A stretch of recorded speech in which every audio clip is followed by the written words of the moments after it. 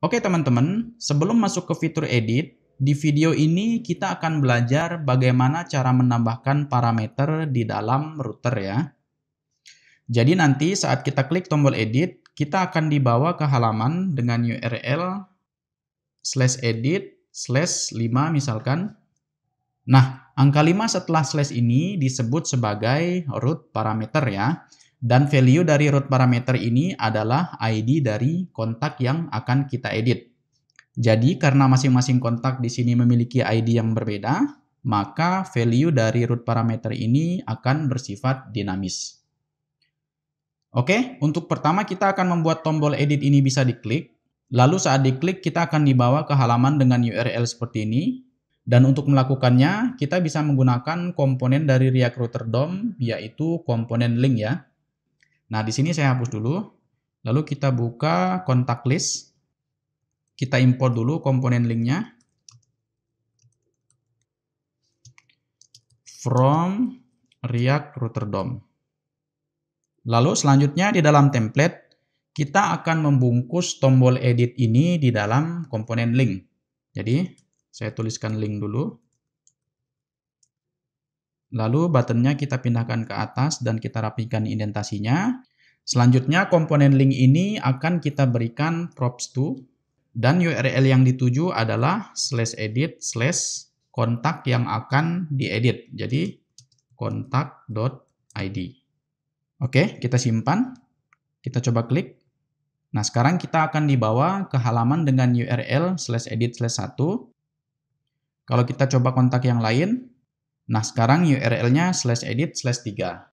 Tetapi kalau kita lihat, di halaman ini React.js tidak merender komponen apapun ya, selain komponen navbar di sini, karena navbar akan tampil di setiap halaman.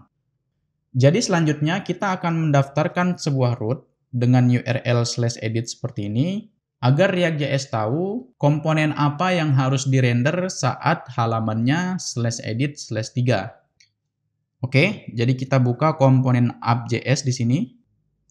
Lalu kita daftarkan satu root lagi. Dan path-nya adalah /edit/. Nah, karena kita akan menambahkan parameter, jadi kita bisa menggunakan *2 seperti ini, lalu nama parameternya. Jadi ID. Oke, sekali lagi, jadi path-nya adalah /edit/ lalu *2 dan nama parameternya. Nah, sekarang pertanyaannya, untuk komponen apa yang akan kita render di sini? Tentu teman-teman bisa membuat komponen baru di sini untuk halaman edit. Tetapi kita lihat, halaman edit dan halaman tambah seharusnya memiliki tampilan yang sama ya. Memiliki sebuah form yang di dalamnya ada input untuk name dan juga input untuk number, lalu ada dua buah tombol yaitu cancel dan submit. Jadi di sini ketimbang menambah satu komponen lagi, kita akan menggunakan komponen yang sama dengan root yang di atasnya ini, yaitu komponen create. Dan di React.js, kita bisa merender komponen yang sama di dalam root yang berbeda ya. Jadi di sini untuk komponennya kita akan merender komponen create. Oke, kita coba simpan. Nah, sekarang halaman dengan URL /edit/3 akan merender komponen create.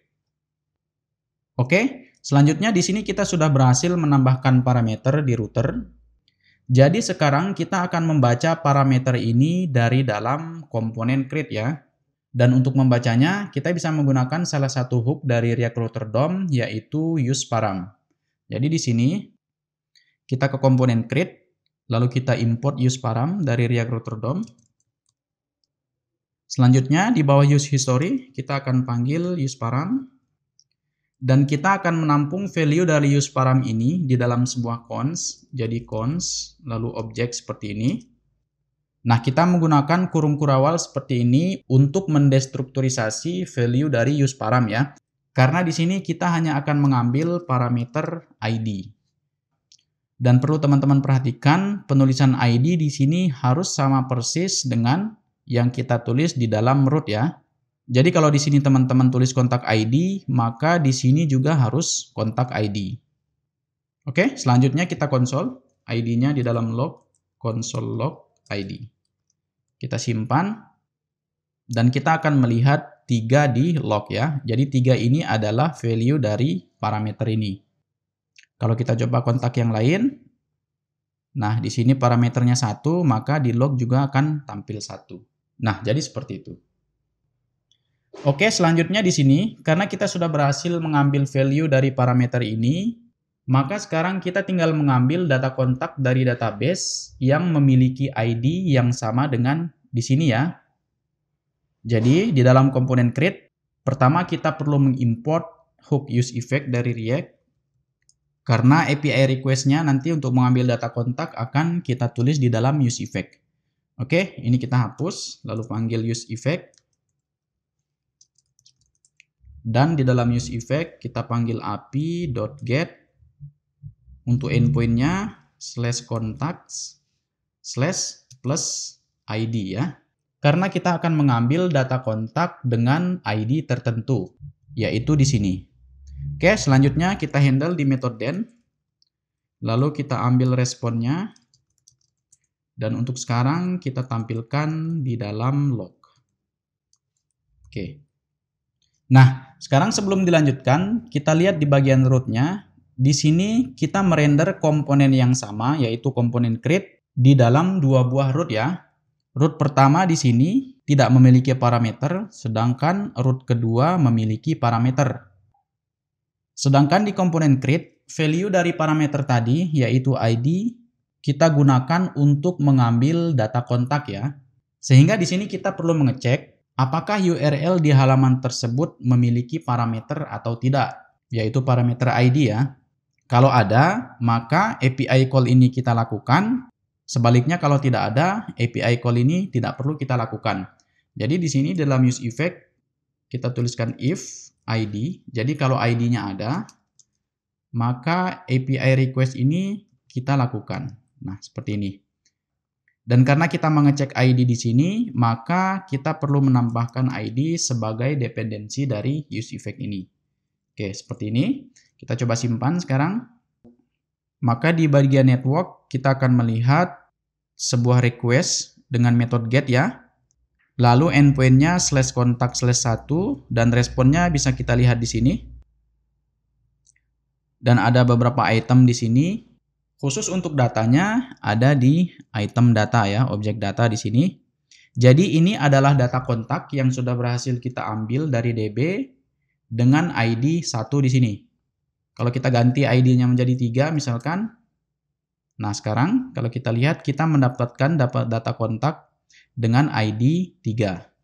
Karena ID 3 ini yang merupakan value dari parameter kita gunakan untuk mengambil data kontak ke database ya. Nah, selanjutnya di sini kita lihat kita sudah memiliki data kontak dengan ID 3. Maka sekarang kita bisa menjadikan name dan number ini sebagai default value dari masing-masing input di sini. Dan kita lihat data kontak ini ada di dalam objek data dari respon ini ya. Jadi di sini kita hapus dulu. Kita akan panggil response. Lalu kita tampung responnya di dalam sebuah objek ya. Sama dengan yang di atas, jadi kita destrukturisasi. Dan karena kita hanya akan mengambil data dari responnya, maka di sini kita tuliskan data. Nah, sekarang di bawahnya kita bisa panggil setName untuk mengupdate state name dengan data.name. Lalu setNumber untuk mengupdate state number dengan data.number. Oke, sekarang kita coba simpan. Maka masing-masing input akan memiliki default value yang merupakan data dari kontak di sini ya. Yang tadi sudah berhasil kita ambil dari database. Nah, jadi begitu ya teman-teman.